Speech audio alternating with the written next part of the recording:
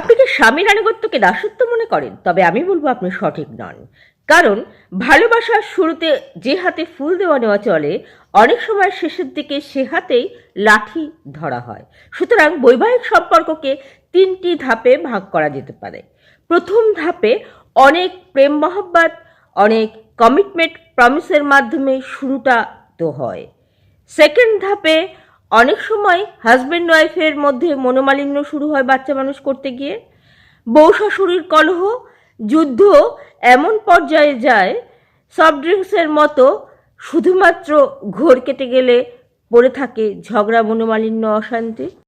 Third ধাপে অর্থাৎ জীবনের শেষ পর্যায়ে এসে হাজব্যান্ড ওয়াইফ চেষ্টা করে একে অপরের সাথে অ্যাডজাস্ট করে বাকিটা জীবন একসাথে পথ চলতে। কিছু বোকা মেয়েরা আছে যারা জীবনের সামান্য ঘাত প্রতিঘাত, চড়াই উতরাই সহ্য করতে পারে না।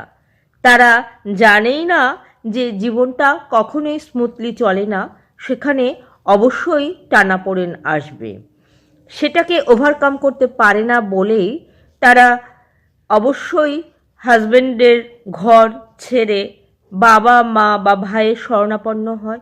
অবশ্যই তারা শেষ জীবনে এসে অনেক আফসোস করে, কারণ শেষ জীবনে অবশ্যই একজন সঙ্গীর প্রয়োজন এবং সে হতে পারে একমাত্র হাজব্যান্ড। সুতরাং যারা ধৈর্য এবং সবর অর্থাৎ কৃতজ্ঞতা দেখাতে পারে তারাই জয়ী হয়। জীবনের টানাপোড়েনে ধৈর্য বা কৃতজ্ঞতার একান্ত প্রয়োজন। ঈশ্বর যা দিয়েছে সেটাকেই অনেক বড় মনে করে তাকে কৃতজ্ঞতা জানানোটা একান্ত প্রয়োজন। এবং আমি ভালো আছি এইটা মেনে নিয়ে যদি চলা যায়, তার মতো ভালো কেউই থাকতে পারে না।